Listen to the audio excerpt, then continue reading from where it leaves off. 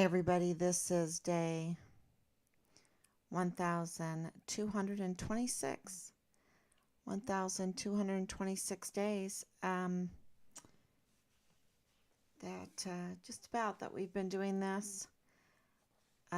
Richard's Code Red, forced disappearance, forced removal, I should say, forced removal, and the retaliation against a whistleblower that led to his murder. And, it doesn't, reading the news today, it's very clear that, DA Bill Hicks, and I want to talk about Bill Hicks just a little bit because he is not elected, okay? He's appointed by a Republican governor, and I'm only saying Republican Governor Greg Abbott, just to distinguish. I mean, at this point, I don't want to say it doesn't matter at all, but he is appointed by Greg Abbott, and this was after the forced removal, like Richard, that forced removal. Richard whistle blew a little bit too much, right? He whistle blew. He blew the whistle in the wrong places. He pulled on the wrong strings, the ones that were committing crimes that were related to the Patrick Crucius case. And so, I don't know what comes first. I'm thinking, I always thought the Patrick Crucius case came first.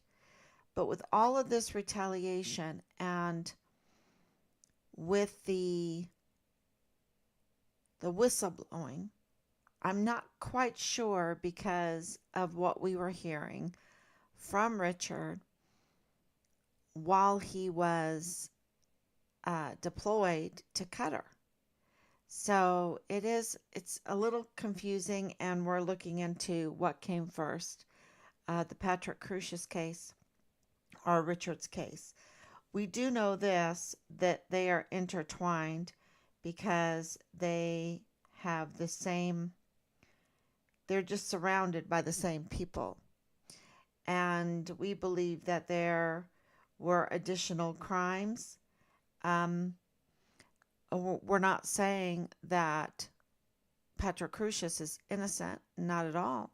He is absolutely guilty, but I think that it would be short-sighted to think that people wouldn't take advantage of what was going on to commit more crimes. And I think that there were additional crimes that were committed in the Walmart mass shooting case beyond Patrick Crucius. And those that committed the crimes are involved in committed crimes and the forced disappearance of Richard. And I just think it's interesting that we have a DA that was placed by Governor Greg Abbott there in El Paso to replace Yvonne Rosales, a Democrat, a duly elected Democrat, a duly elected female, the first female and Hispanic at that, for El Paso. And she was definitely elected. She was in place. And the point that I want to make is that she was forcefully removed politically for, not doing her job, right? Not doing her job or whatever the media, who we cannot believe at all. And I'm thinking of Bob Moore right now.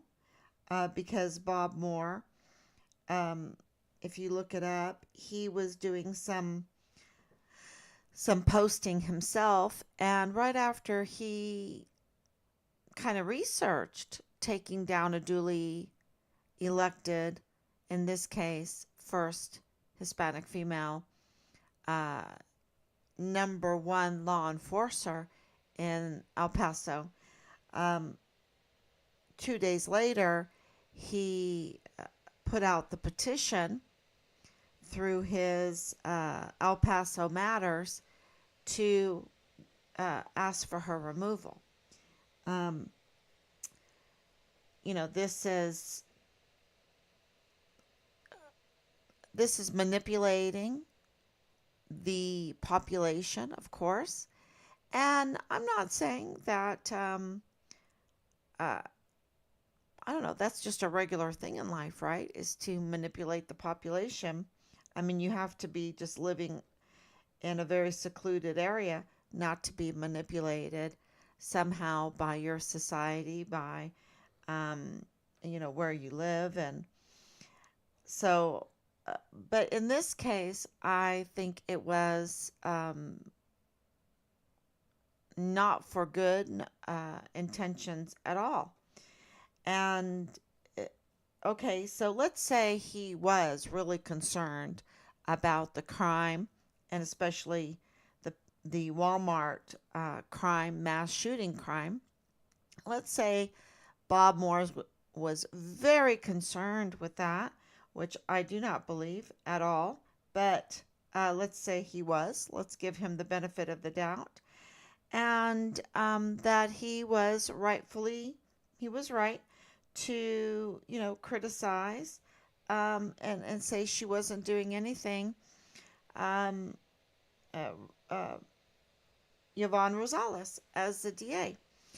Um, let's say that. Well, wait a minute. Where is the same scrutiny for Bill Hicks? Where is the same scrutiny for Bill Hicks? That's what I want to know. Okay? Because Bill Hicks has absolutely no control of law enforcement in the El Paso area. And how do I know this?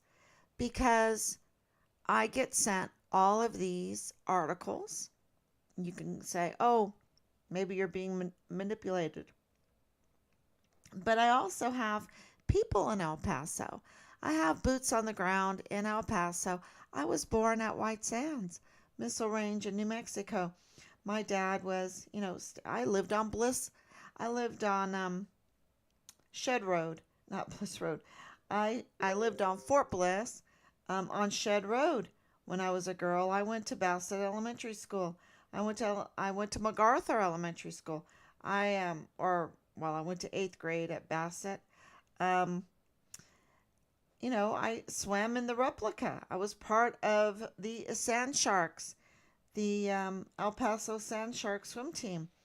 Absolutely, I know the area, and uh, so what we're being proven is that Bill Hicks has no control over law enforcement, and that's his job. He's the chief law enforcement officer for El Paso, being the district attorney, and he has no control.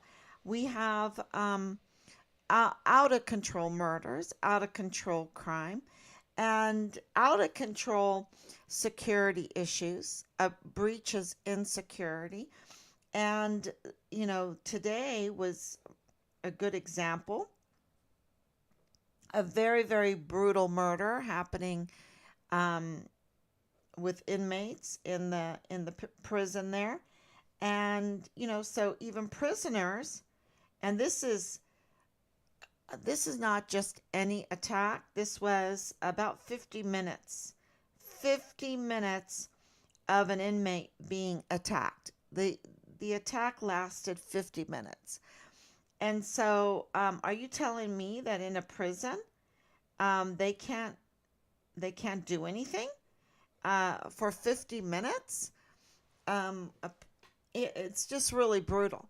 And so this is telling us that Bill Hicks absolutely is not doing his job. Now, there is real questions around Bill Hicks and if he is really legally, or if there's um, some weird things, irregularities surrounding him that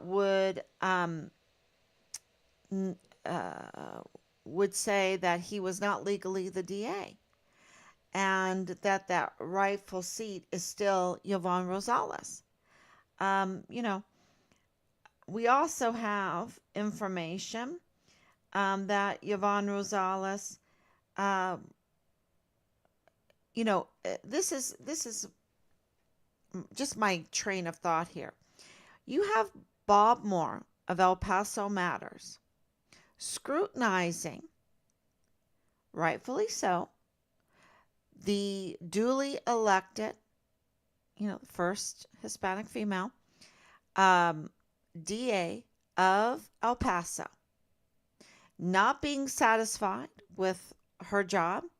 He called for, like a little research, and then 2 days later, he called for her removal in a petition, right? Um, well, you have all the evidence, all the evidence of a failed DA in Bill Hicks, all the evidence of it. And in our son's case, especially, all the evidence of a failed district attorney. Okay? A failure of a district attorney. And I would even call it worse in our son's case. But let's just leave it at that. That you have all this evidence with all the crime going on, and the gangs, they're no longer just, wanting to be heard and wanting to come together and, of course, engage in criminal activity. But they're starting to morph into like cartel presence. And this is very concerning for El Pasoans and the surrounding area, right? So what this is, and then you have not even the inmates having somewhat of a security. 50 minutes of a vile, vulgar, very, very violent attack um, in a prison. Uh, it just makes you look at Bill Hicks, DA Bill Hicks, and say, okay, is Bob Moore satisfied with his job? Because Bob Moore is not complaining about Bill Hicks, is he? He's not complaining. He's not scrutinizing Bill Hicks. I don't see him put out any kind of petition, even though El Paso's having, what, 5 murders a week? 5 murders a week. And, Bob Moore's okay with that. Seems like Bob Moore's okay with that. To have these murders, to have, he's not scrutinized. The point that I'm trying to make is there's a double standard here. So why? Why? And am I going to be satisfied, should Team Find Richard Halliday be satisfied to just leave it at that, that there is a double standard here? Or is there something more? And I believe there is something more going on, right? Absolutely, there's something more going on if there's going to be a double standard. Why is there a double standard for Bob Moore? And what was Yvonne Rosales? If he was going after Yvonne Rosales, and I'm on now. I see everybody. Thank you, Mitzi. I see you, Marilyn. Thank you so much. Good evening to everybody. I see you now. But do you understand what I'm saying? Is if there's a double standard, why is Bill Hicks okay? And I will tell you right now, Bill Hicks is not doing his job. He's absolutely, in the Richard Halliday case, He is not doing his job. So if Bill Hicks is okay to Bob Moore for not doing his job, and he's not scrutinizing him, he's not criticizing him, then was what was going on with Yvonne Rosales, right? Was she doing her job? You know, uh, I know in our case, they project, right? They have lied about Richard over and over again. Um, the I would say the criminals that don't want us to look into Richard's case.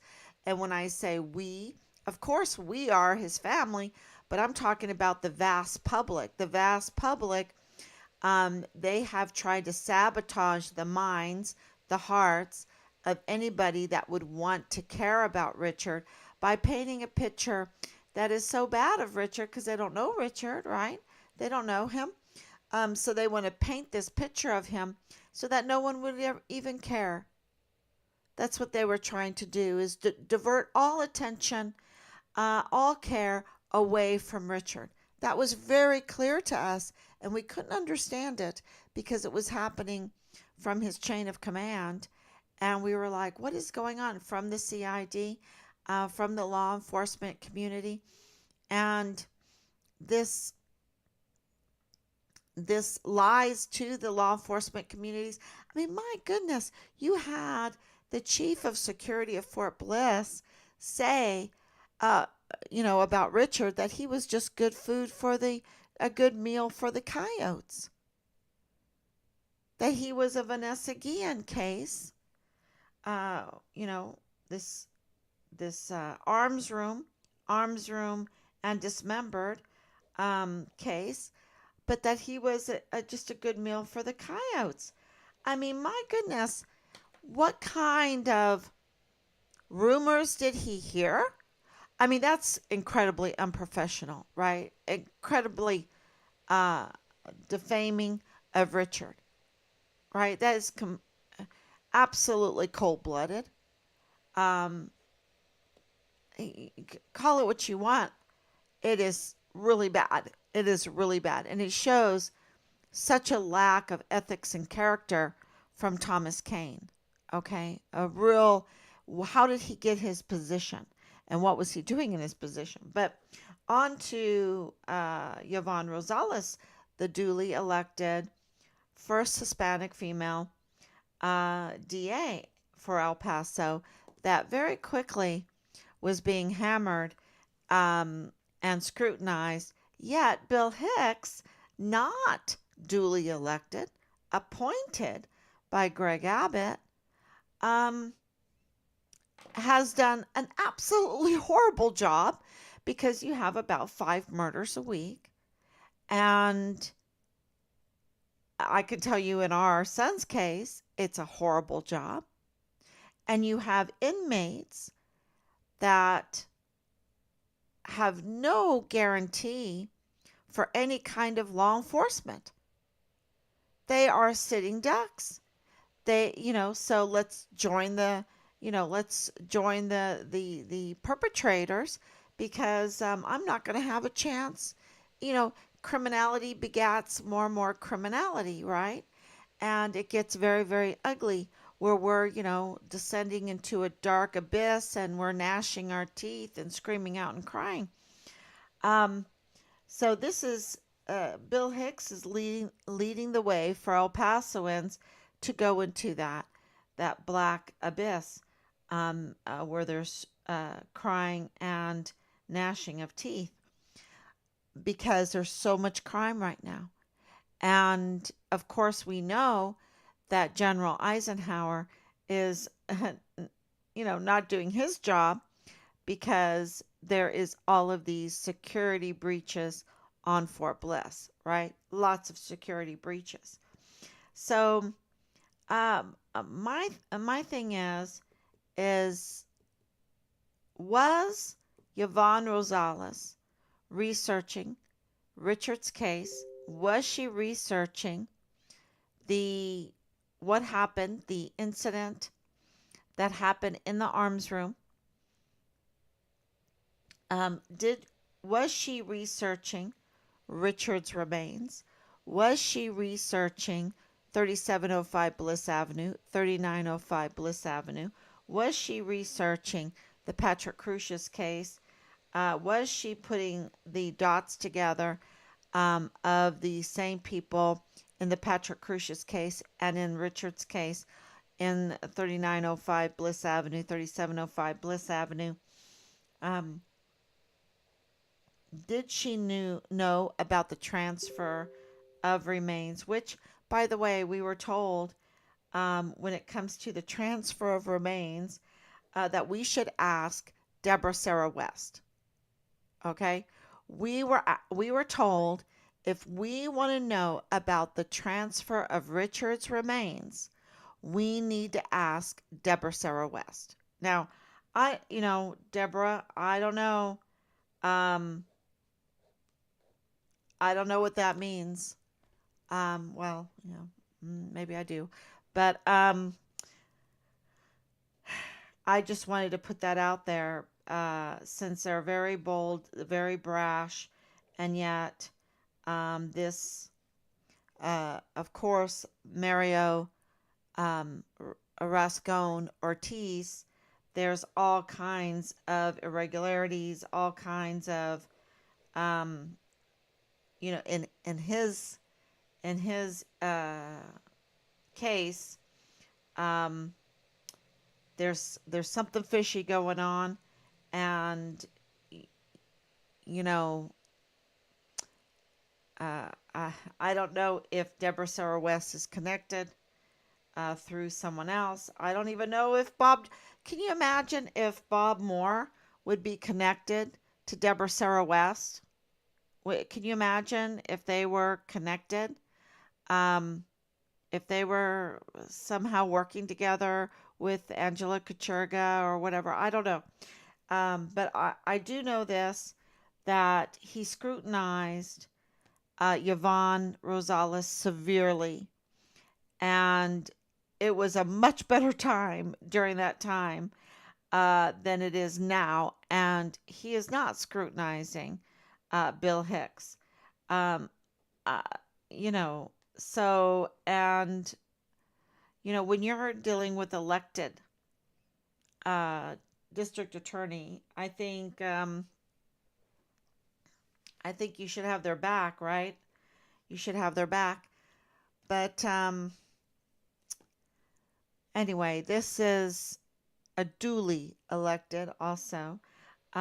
So yeah, I think that has a lot of questions because was she investigating Richard's case? Um, we have been told that she was. Was she doing a better job? Would she have had a date already for a court case? Because Patrick Crucius case, right? And Patrick Crucius is guilty. He's already been found guilty, right? I mean, he already, and it's not my words, it's his own words. He already has admitted um, his guilt. And so he's guilty. He's admitted it. There's video footage. We've got the weapons, or law enforcement has the weapons, has the forensic evidence, has the victims, has all of that, right? So, and yet Bill Hicks can't get a court date in 4 years. We're in the fourth year. Year one has gone by, no court date. Year two goes by, no court date. Year three goes by, no court date. And this is costing taxpayers, and it's very interesting, millions and millions of dollars. You know, why is Greg Abbott funneling millions and millions of dollars to Bill Hicks for a very slam dunk case? Very slam dunk. Maybe it's not so slam dunk, right? Maybe it's shows an involvement with the Richard Halliday case, especially if Richard Halliday's case came before the Patrick Crucius case, right? If the timeline was before the Patrick Crucius case. Uh, so that is really interesting, thinking outside of the box um, information that we have gotten about Bob Moore and about Bill Hicks and about Deborah Sarah West, right? Deborah Sarah West. I mean, can you imagine? Uh, she knows about the transfer of Richard's remains. I, what kind of information is that that's coming in? Um, Richard's just supposed to be missing, right? Of course, you have Nadal Baim saying that the FBI found Richard's remains, and he's the father-in-law of Lieutenant Colonel Bradford Bugado, right? Of the G3 of the 32nd ATCOM, which they tried to tell us that he is, you know, he's distanced himself, they really have a strained relationship or whatever, but yet they go to Hawaii on vacation together as a family. I'm just saying, you know, I'm just saying. And nothing separates grandparents. Well, in my case, um, I don't know, and I think his case too. He likes his grandchildren. Um, you know, there's always these lies behind because that's clearly false information when clearly they're having a good time in Hawaii together, right? Um,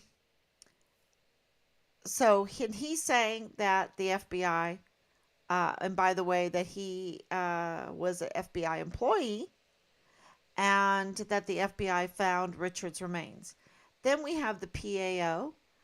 Well, we called the Department of State there in Chihuahua, Juarez, Chihuahua, however you want to say that, to ask about that if the FBI had been looking for Richard's remains and found Richard's remains. And he said yes, the FBI had been looking for Richard's remains. Um, and then the PAO, Ali Payne, Lieutenant Colonel Ali Payne, also admitted that they were working with the Department of State looking for Richard's remains, right?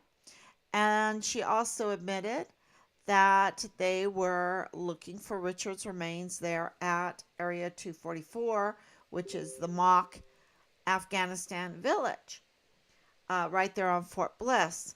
So, uh, you know, so the actions of uh, the law enforcement agents and the PAO, uh, and you would call a general, a first AD general, a law enforcement agent, would you? I don't know. I don't know. He's a general. Anyway, very crooked, dirty, a very dirty general that needs to be stripped. A very criminal, crimes against humanity type general.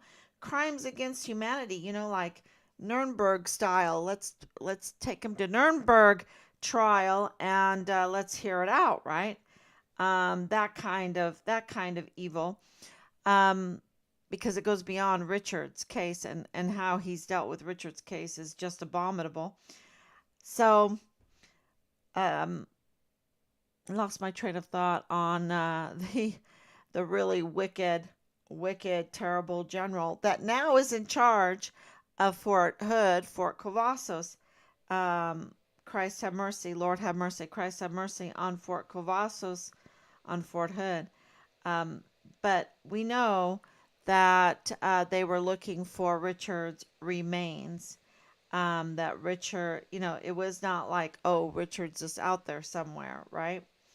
And we have, of course, the paranormal, we have the tarot card reader, all saying that Richard's remains are there.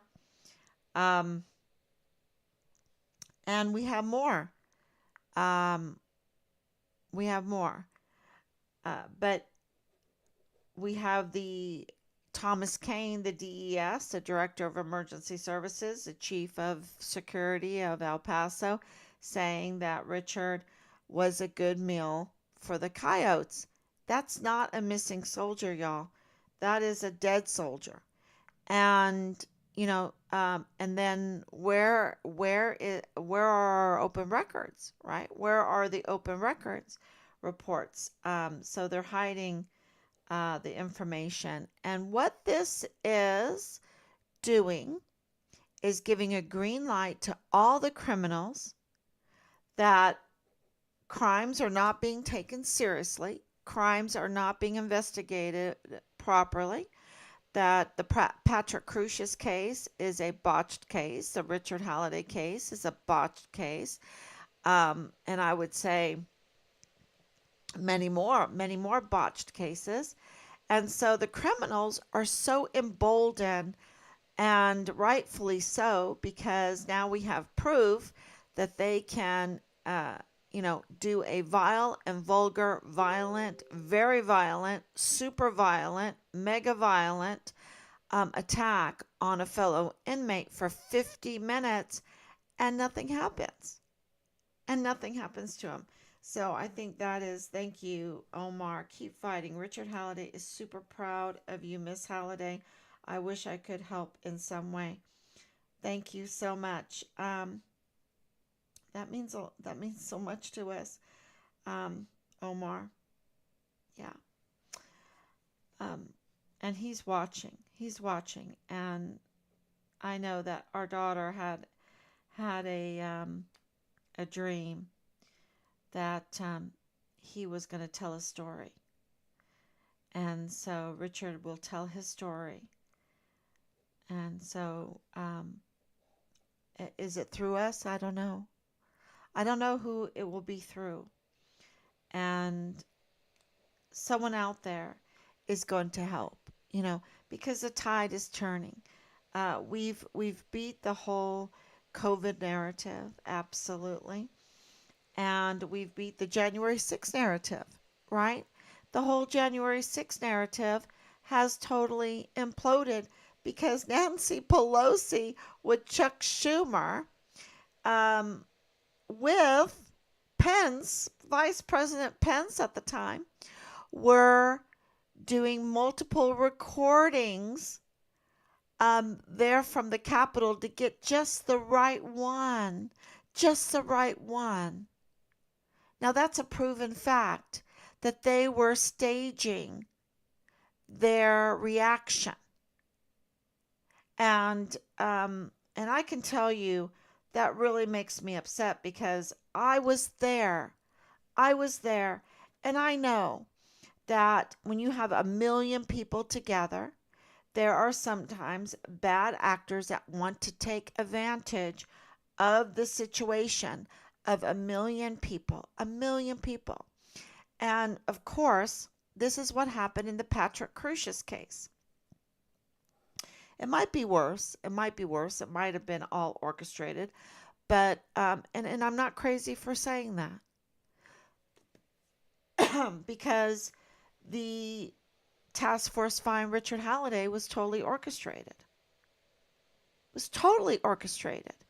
From General McConville, maybe General Mealy, but I know for sure, absolutely from his own mouth, was General McConville and General Garrett and Lieutenant General Donna Martin and Lieutenant General Sean Bernabe. They are just criminals, absolutely criminals, to stage a task force without any op ward, without any uniform on, and they had no accountability at all for their duty, their obligation to care for Richard, and and even to respect the family.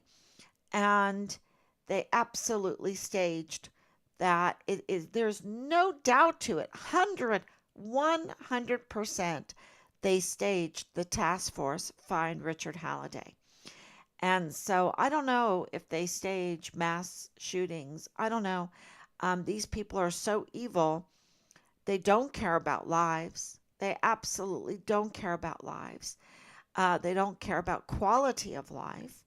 Um, and so it wouldn't, I wouldn't put it past them.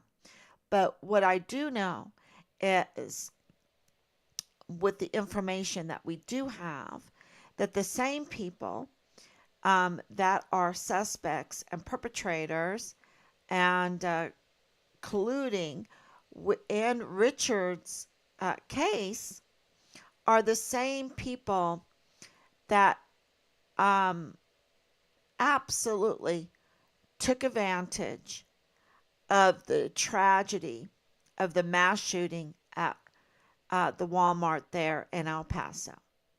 And millions and millions of dollars have been funneled to a slam dunk trial, and it has been dragged on so that they could live large on this tragedy and make the public suffer, right? By paying their millions of dollars of legal fees and whatever, because Felix Valenzuela is up to no good, okay? And DA Bill Hicks is up to no good. And so I'm just thinking that because they did not like Bob Moore, what does Bob Moore, I mean, uh, that Bob Moore didn't like Yvonne Rosales. What does Bob Moore have in on this? He must have, because, money is always what you have to follow. He must have some investments in a company that would be hurt by the pursuit of justice, and that justice would be served in Patrick Crush's case and also in Richard Halliday's case. So,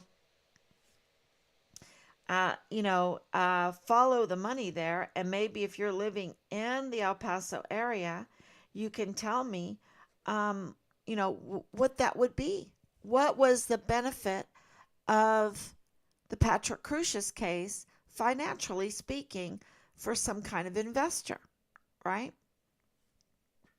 Because I think Bob Moore might be connected to that.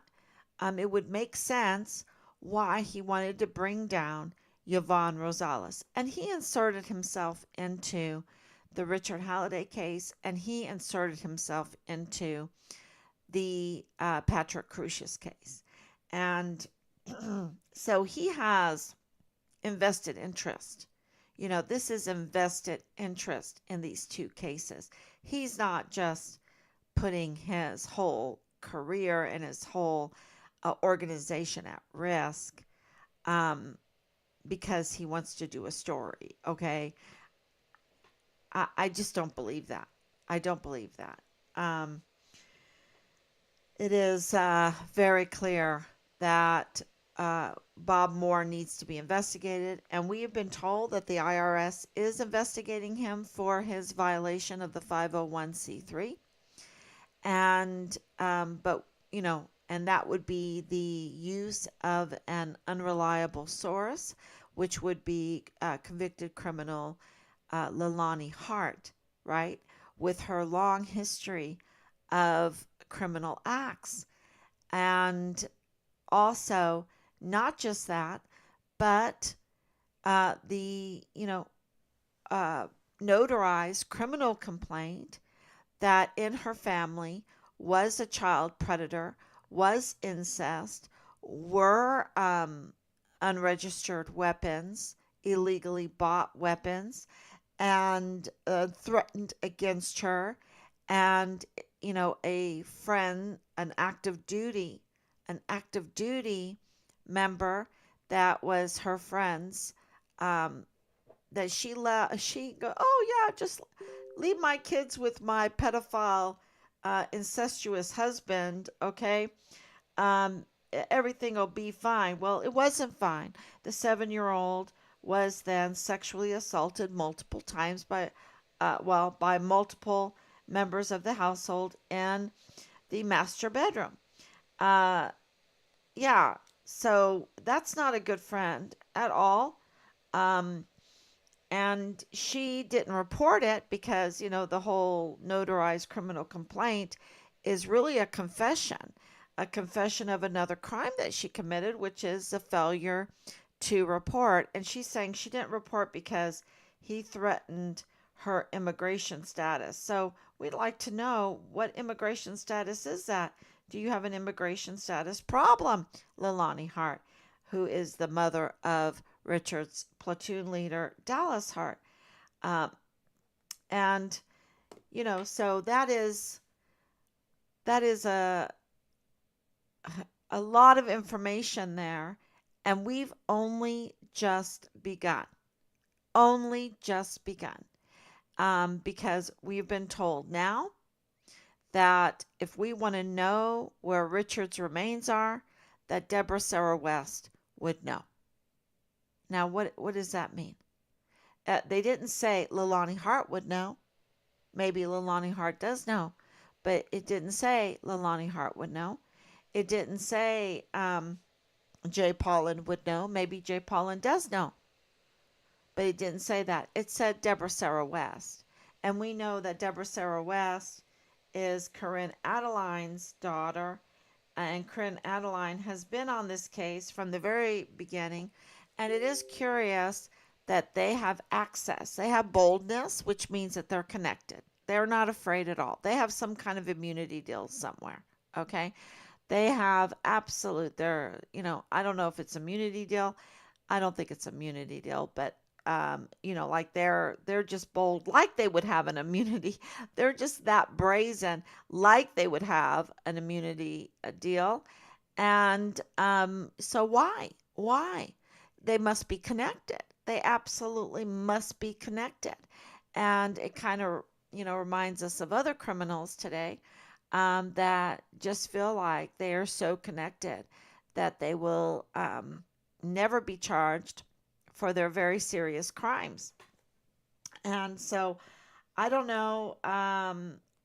Deborah Sarah West is a pilot. So did she transfer Richard's remains? I don't know. I'm thinking out loud right now.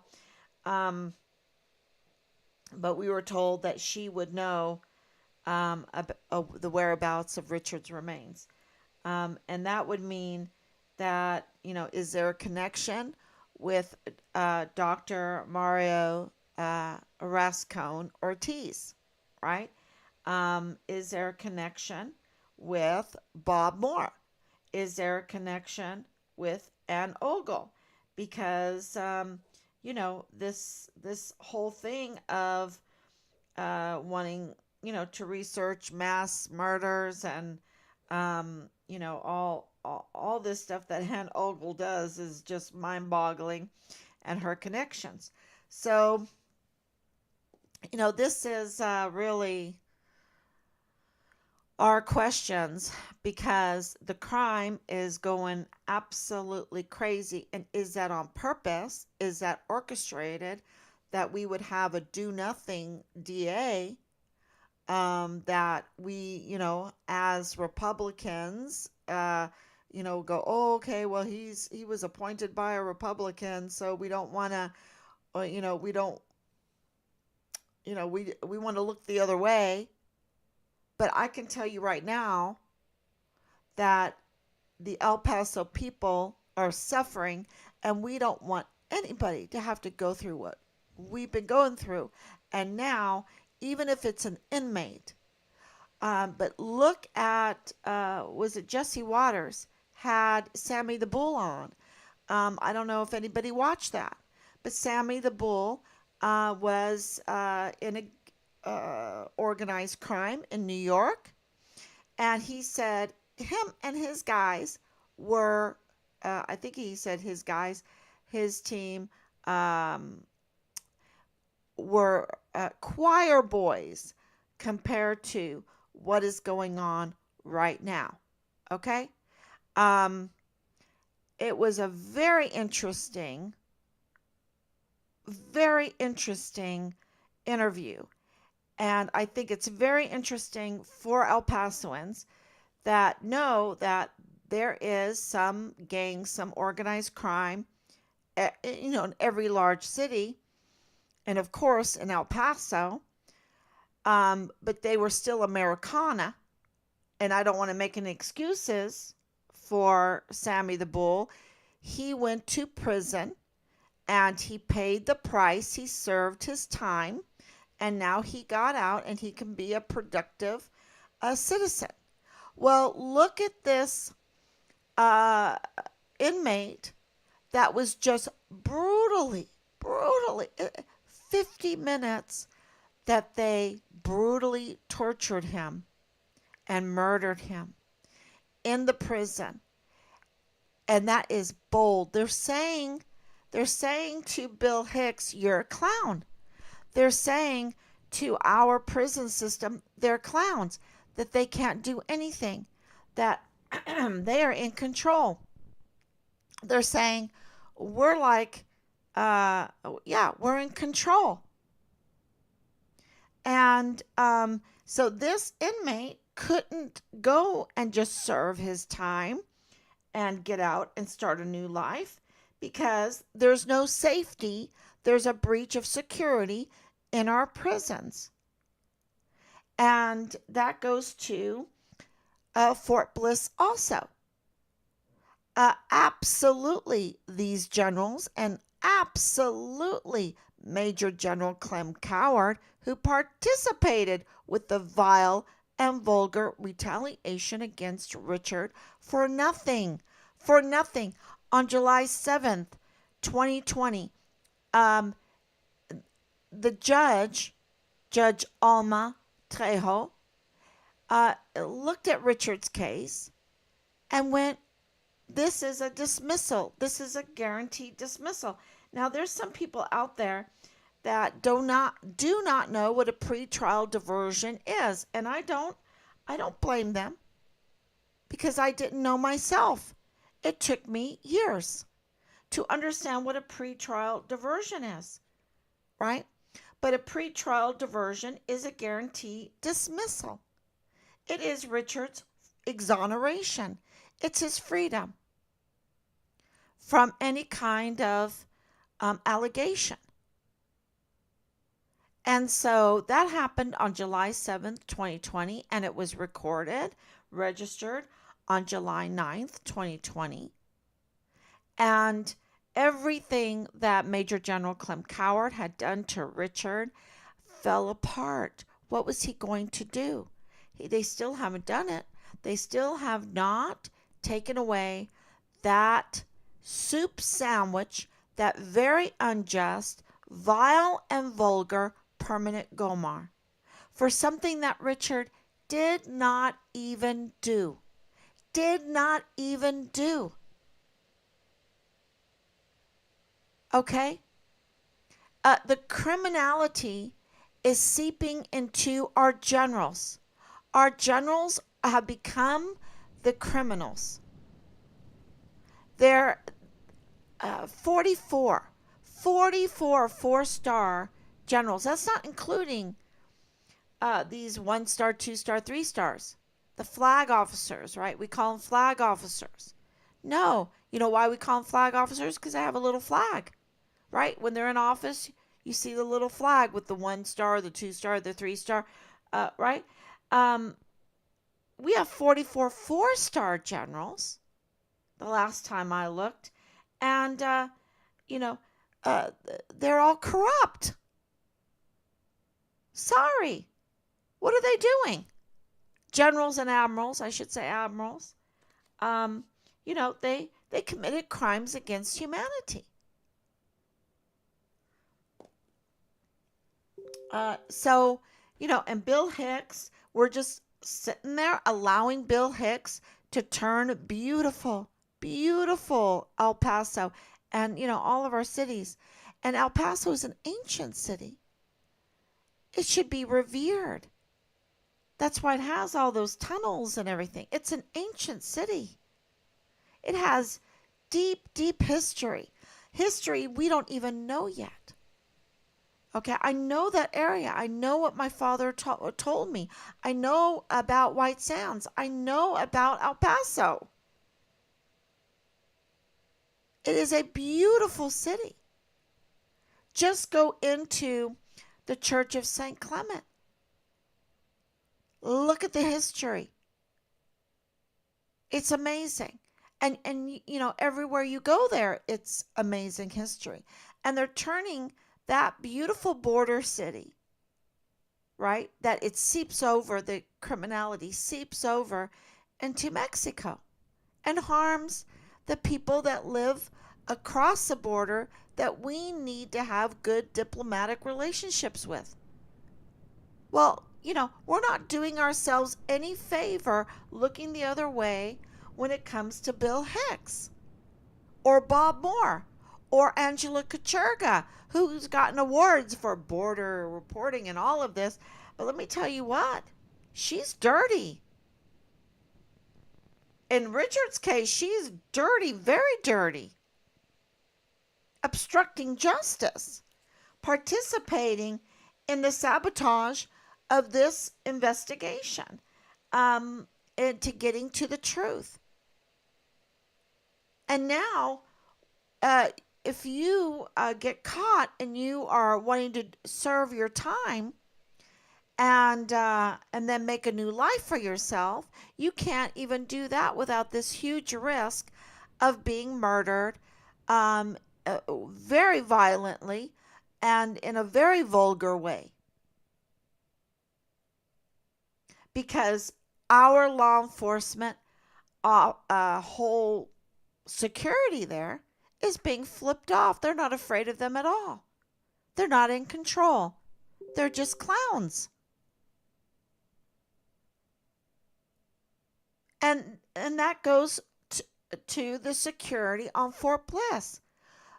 They're you've got the director of emergency services giving passes to party girls to come in and party during COVID. You have a 12-year-old, a 14-year-old living in the barracks being pimped out for a long period of time. Two soldiers in the barracks, right? And and we know by the reports and that is recorded in the film The Sound of Freedom that these children are being pimped out multiple times a night. And we're having that on Fort Bliss, and our barracks are flush with weapons that are not registered, and that there's all kinds of narcotics and fentanyl laced medication where Asia Graham, uh, RIP Asia Graham. This is a breach of security. We have lots of equipment and weapons there. And what's happening? Because there's a breach and because of the falsification of records and documentation, we have a problem with weapons smuggling and ammunition smuggling, so much so that they fill up tactical move storage units. They fill up tactical move storage units with our taxpayers paid for these weapons and this ammunition to defend our country, and they're being smuggled out and sold on the open market. And I'm talking about huge, vast amount that now we have Grunt Speaks. We have leaders, the NCO leaders, saying that the leadership in the military was falsifying records of readiness, that our soldiers weren't even being given proper training before they were sent over to Iraq or Afghanistan. And, that's why they make sick jokes. They are sick jokes that the grunts on the ground are used just to number the body bags, to number the casualties. Now, we have a real problem.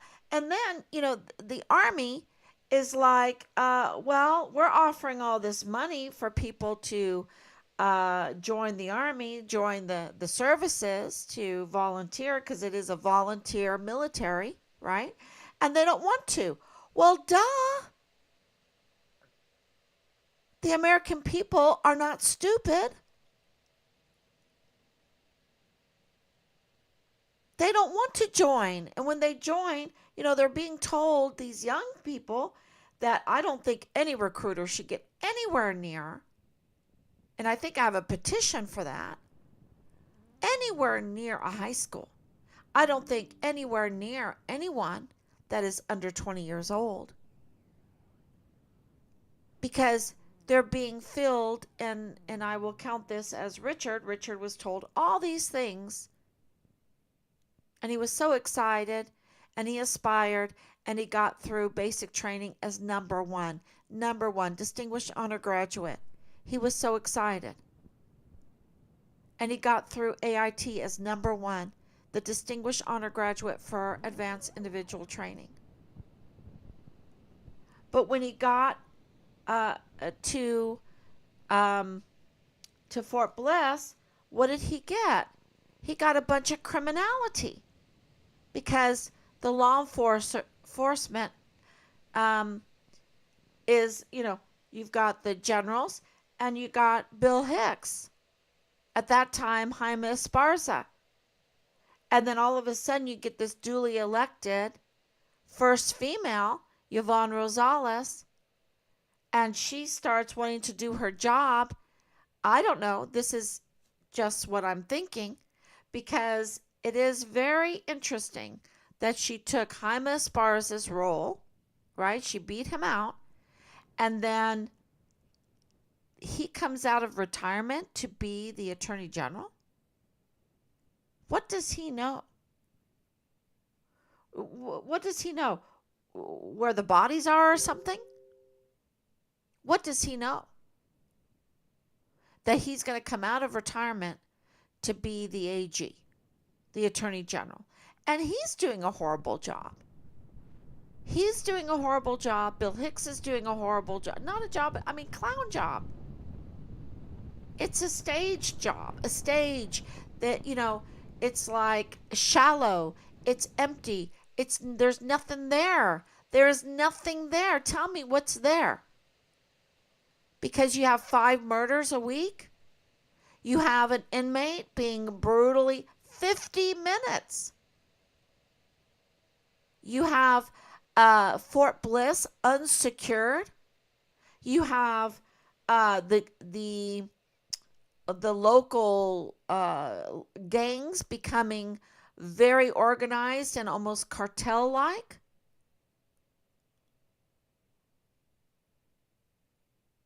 For their survival, I guess. This is terrible for Fort Bliss. It's terrible for El Paso and the surrounding areas.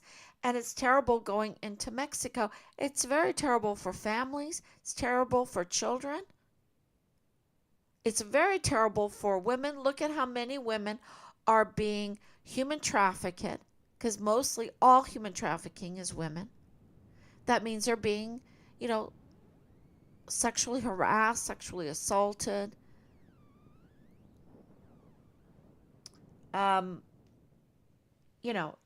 So this is very clear that there is some other, and I think it's political driven.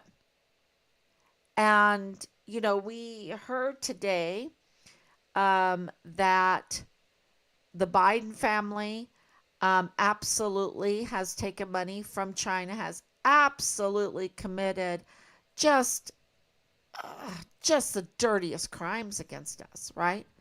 And they're so brazen, right? They're kind of brazen. It just reminds me of how brazen, like this other group is. When you're talking about a missing soldier and a family trying to get to the bottom of a missing soldier, and they offer nothing but insult and vile, vulgar comments. Um, so, so we hear that our top leader is engaged in all kinds of criminal activity. It goes to what I was talking about last night. So is he going to do anything about it? He's going to appoint an attorney general that's not going to do anything about anything. It's going to be staged. It's going to be shallow. It's going to be empty. And of course, it's empty. And people are like, why isn't anything getting done? And then, you've got the AG there, Jaime Esparza in El Paso. And you're like, why isn't he doing anything? And then you got the DA, Bill Hicks. Why isn't he doing anything? And so when you see a person getting attacked by the media, like Bob Moore is coming out as a political attack machine, which is a violation of his 501c3, in order to attack and put out a petition against the DA, the duly elected first female Hispanic number one law enforcer in El Paso. It is curious, right? Especially when he doesn't know anything about Bill Hicks. Or what about Jaime Esparza? So it makes you think, okay, let me look behind this. What was Yvonne Rosales really doing? Because we know that media lies, right? We know that they lie. I mean, there's no other way to get around it. They are doing mind control. They're totally political, and he came out as a political attack machine. And we know that he came out as a political attack machine in our son's case to obstruct justice. And so this is, trying to let everyone know that this is not just about Richard Halliday and the Halliday family and Team Find Richard Halliday. This has to do with El Paso and Fort Bliss and the surrounding area and into Mexico. This has to do with every El Pasoan, every service member that wants some peace, right? That wants some nice quality of life, not having to worry about, locking your door and looking over your shoulder if you're walking in the middle of the night, especially if you're a woman or, whatever. I mean, where is the law enforcement? And it seems like this is politically coming down from the top because criminals beget criminals. And they're not going to, just like, so many in our son's case, if Major General Clem Coward is up to no good, he's not going to report other people up to no good because that shines a light on his or sets precedence on his activities. So, so this is why this is so important, and breaking this hypnosis on us to put up with this kind of theft, because we are paying these people. They're on a gravy train and they're not doing their job. Matter of fact, they are sabotaging the very job that they're supposed to do. And they're doing it on our dime. And they have forgotten that they work for us. They work for us. And, that's why this is so important for people to realize that I'm not just here, day in and day out, just for Team 5 Richard Halliday, just for Richard. That this has broader implications.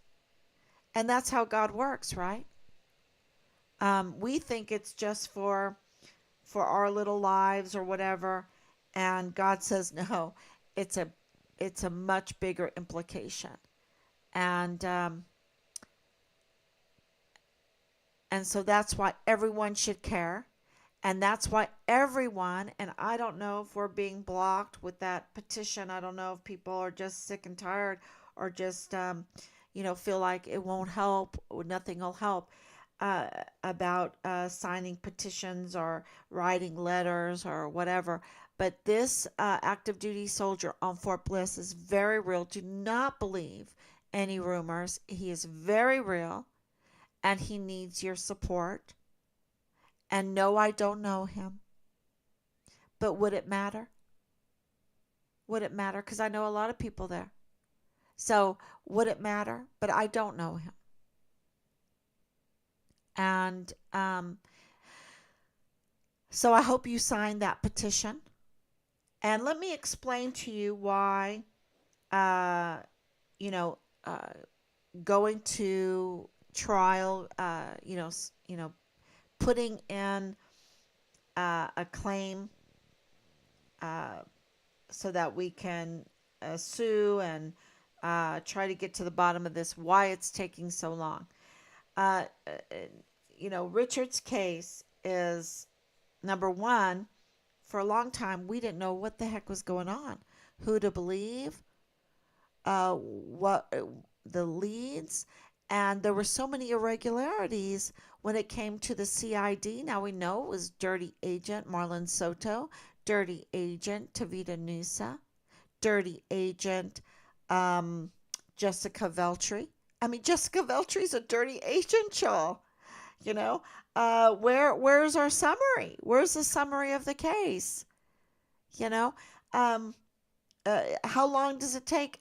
It's been like 7 months, 6 months, 7 months since she promised, oh, this weekend I'll have that summary for you, that review. You know, and they just lie, they just drag you along, they string you along, they tell you all these things about Richard. We've had to debunk, we've had to look into. We just didn't say, "Oh no, that's not possible." We were like, "Okay, let's look into everything. Let's have other people look into it." Okay? And going into the federal criminal database, that was helpful. The whole Interpol, the forensics that we did on the Interpol picture that seems to be Dallas Hart's face on Richard's Interpol picture, an overlay. So why is that? Because Richard's face doesn't even work. The forensics doesn't even work. There's no all the measurements are off, but they fit very neatly on Dallas Hart's picture, very neatly. How does that happen? And that's supposed to be on Interpol. Anyway, so we're in contact with Interpol. I don't know if they're doing an investigation. I have to ask my husband because he knows. So it's so there were so many things that we had to go through to figure out what we needed to do, and what we needed to do, um, because we had to kind of learn law. That's another thing. You get a degree in law because you figure out what my Oma would call selbst ist der Mann. Okay? Selbst ist der Mann. You know what that means in English? It means you've got to do it yourself. Okay? You've got to do it yourself. And of course, they made us our son's investigator, but we needed to do it ourselves as far as the whole learning the whole legal, right? Team Fine Richard Halliday, selbst ist der Mann. And of course, we have Team Fine Richard Halliday, people that we can trust. And we've had to write letter after letter after letter. Why? Did we expect to get anything back? Well, after years of not getting anything back, we figured it out that no matter what happens, all those letters go into the file. So when we get to court, and let's say we, like we get Bob Moore in there because Bob Moore is the obstructing of justice right now. And we're in court and we're saying, well, didn't we contact you 9 times? Did you know that you were obstructing the justice of Richard Halliday's case? Did you know that you were using an unreliable source, a convicted criminal with a long, more than a dozen, long criminal history, all these different uh, criminal cases that we sent to you? Did you know? I mean, we sent it to you. Did you even read the letters? I mean, 9 of them. I mean, do you have a thick head? What? Or do you want to obstruct the justice of Richard's case? I mean, see, we have established that basis so that we can ask Angela Kachurga questions, and we know that we have done our due diligence to inform everybody, to inform the Department of State, to inform the Department of Justice, to inform the El Paso Police Department, to inform Thomas Kane. It's like, Thomas Kane, did you say that Richard was a good meal for the coyotes? Did you respond to our open records request? Did you say that Richard was like a Vanessa Guillen case?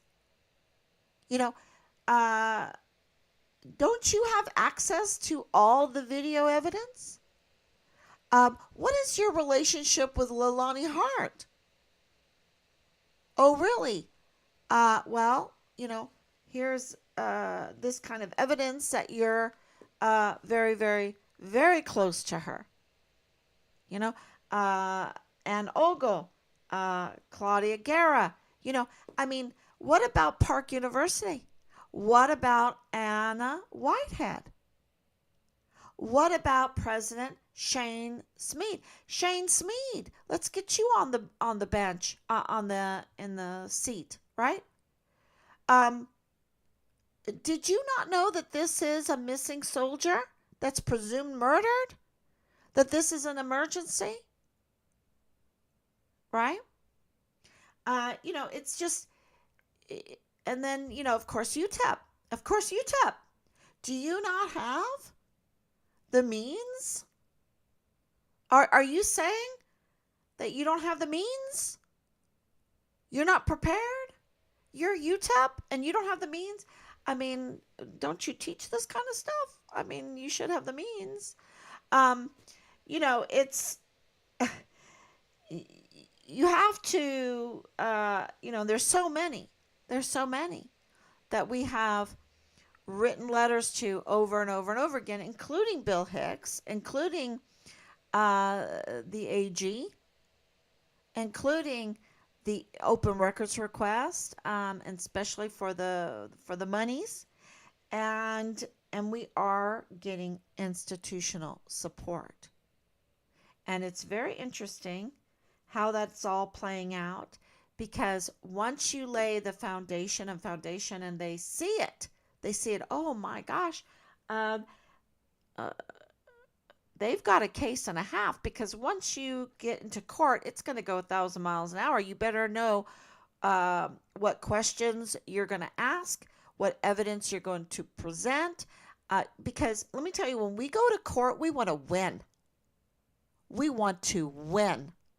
We want these criminals to be held accountable for what they have done. And we're going up against generals. We're going up against leaders of generals. We're going up against media. We're going up against, people that, it's like, oh, just throw your hands up. You're never going to win. There is no hope. No, no, no. God is our hope. And as long as there's a breath in us, we are going to lay the foundation, because there is no, time limit on a murder case, right? And so there's no statute of limitations on a murder case. But but we are not bold. We are trying to stay very humble and ask and ask and ask. And every time we ask, like this, um, we didn't even ask this judge yesterday. We just wanted to inform this judge because as soon as we write the letter, it is an obligation that that letter gets into the file, is part of the file. So, you know, and then it's documented. And so the point that I'm trying to make is one letter is not enough. Two letters is not enough. Three letters is not enough. One petition is not enough. Um, and you just have to know what you're dealing with. And you cannot give up. You've got to get good at writing those letters. And our lives depend upon it because we have people being murdered at such fast rates right now, raped, drug overdoses. We have so much crime right now. The child sex trafficking, the human sex trafficking, the child pornography. You know, our lives depend on us being disciplined and saying, okay, at least 2, 3 times a week, I'm going to sit down and I'm going to find a way. If it's through in today's internet, you can use these grammar things, you can use all kinds of stuff and after you do it for like a month, you can get pretty good. You can be pretty quick and send off a letter. You know, send off a letter, sign a petition, do that work because this is what they are afraid of. This, the public paying attention, the public laying down the foundation of their crimes, doing the alleged, seemingly, apparently, right? Yeah, it's been an education. So it's like, okay, I allege, seemingly, apparently, even if you know for a fact, you can say apparently, seemingly. And let's clean up our home. Let's clean it up. And this is how we will get people to not hide anymore because the unit knows there are so many people, there are so many witnesses in Richard's case. They know, but they're shaking. I've never seen so many scared soldiers in all of my life. I'm talking about soldiers I thought that might wet themselves. Yeah, and then we have PP McGee, right? The SJA. The SJA. That is the Sean Bernabe, Lieutenant General Sean Bernabe's right-hand lawyer. I've never seen so many shaky Jakes. Shaky Jakes. And so that, to me, tells us that there are those that want to do the right thing, that want to say the right thing, but they live in a hopeless world. They see the vast amount of crime around them in the institution at the higher ranks, and they just don't feel, because if you're a whistleblower, you you might get killed like Richard, and it's not just that. You might get 50 minutes of torture, of vile, vulgar torture. And it's not just that. You might get months and months of retaliation, like Richard got. You might get set up for a false crime, like Richard got. and then they won't care. They won't even admit um, when they're wrong. And so people are tired of being retaliated against. I'm tired of people being retaliated against.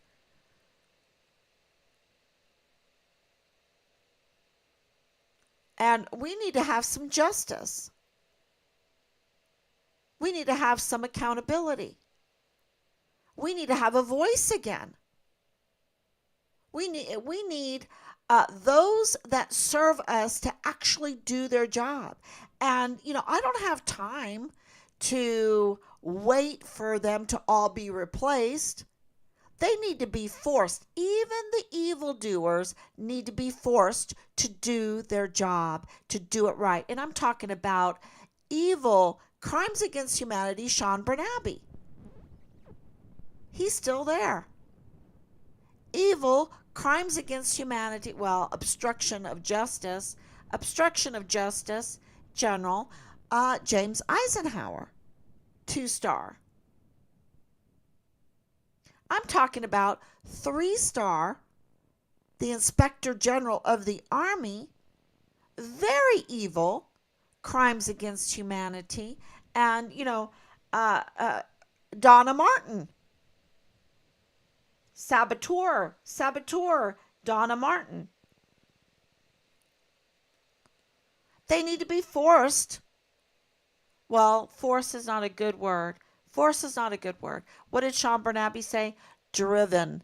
They need to be driven to do their job because they work for us. They work for us. And a lot of people are being hurt because of their criminal activities. And, with time, we can bring them each to justice. And, that's my plan because I don't want any service member to have to suffer under them. And this has been, I just can't even tell you. And this is connected to the Patrick Crucius case. So that means that not only is it non-military, this is, when I look at it, I'm just like, okay, we're facing something bigger than a Goliath, right? Okay, God, it's all in your hands. It's all in your hands. What I want my son's remains, and I want accountability so that other people don't have to go through this. I mean, we're talking over 3 years, day in and day out, and I can't even believe our family has. I did not realize this has strengthened our family so much because we realize what a family can accomplish. What a family can accomplish together. It's under harassment, under threats, under the pressures of the day-to-day life. It's so I hope that uh, we can give other people hope, and we're not going to give up. Um, God willing, God willing. I don't want to be brash. I don't want to be, I want to be humble. Humility in all things. I heard that today, and I think that that is absolutely a great reminder from God. Humility in all things. And yeah, so letters, write letters, because I'm sure that you see something. It doesn't even have to be Richard's case. It could be in the Patrick Crucius case, or it could be in the case near you. And write those letters. Get other people to write them. Sign that petition for the active duty soldier. That is how you really support our military. So thank you so much, everybody. I'm going to read your comments now. Good evening. Good evening. Keep fighting. Thank you so much. Thank you for your prayers. Thank you for your love. And it's been more than 3 years. They've had enough time to properly investigate and not keep playing evil games and putting your family and other soldiers through hell. They need to find Richard Halliday and bring him home. Absolutely. And I think what happened too is a lot of falsification of documents, tampering with remains, and stealing of identities. And they just never wanted to admit how totally broken they are. And that was their mistake. Because oh my, humility in all things, we are broken. We need to fix ourselves. We're broken. And that would have strengthened the military so much, especially off the heels of Vanessa Guillen. To say to her, that would have been such an honor in her name to say, yeah, Richard is the first, the Vanessa Guillen first absent soldier. He's a one under this flow chart, and we messed up, and we're totally broken. And she was brutally murdered, and he was brutally murdered, and we're totally broken. And we are going to hold the people accountable for this. And let me tell you, they would not have a recruiting problem right now. If they would have cleaned up if they would have been humble and admitted and cleaned up the mess they had, they would have gotten so much support. So much. Because we all know that they are totally broken. We all know. And if they would have secured our military installations,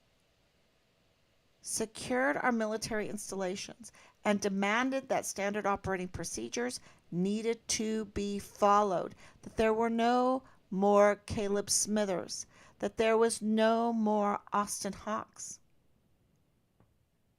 that there was no more Enrique Roman Martinez's.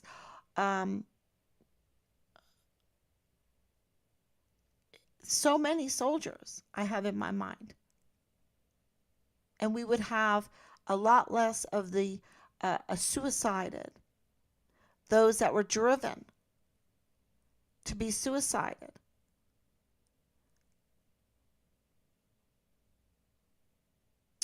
Yeah. So thank you so much for your support. We love you. We're burning the midnight oil tonight again. Last night I was a little early. I was like, wow. But yeah, this is amazing that we can do this every night. It's really a gift. And so let's get to the bottom of it and make it count, right? Let's make it count. Okay, everyone. Thank you so much. God bless you. And I will be back tomorrow, God willing.